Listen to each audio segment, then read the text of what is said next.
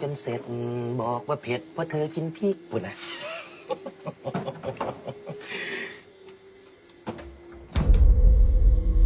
ร้านปิดแล้วอีหล่ะมือนี้มาไหม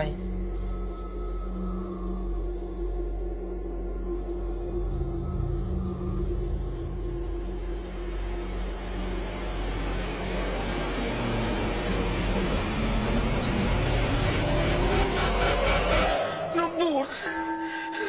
ไอ้สวยกูบอกมึงจะเตือนแล้วว่าจะเอาน้ำบูดมาขายมึงนี่บ่สนใจผู้บริโภคเลยไอ้ควาย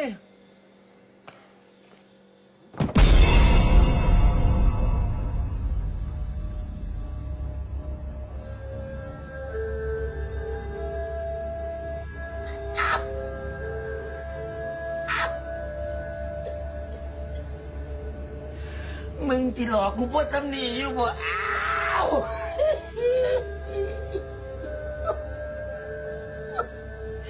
บักเทียงมันอย่างเงี้ยมึงคือบอกไปหามันนี่ดอกเสกบาเถอะไอ้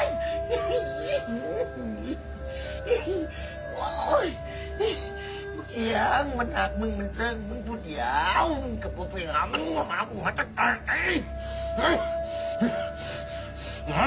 หากูหันหน้าสูงเฮ้ย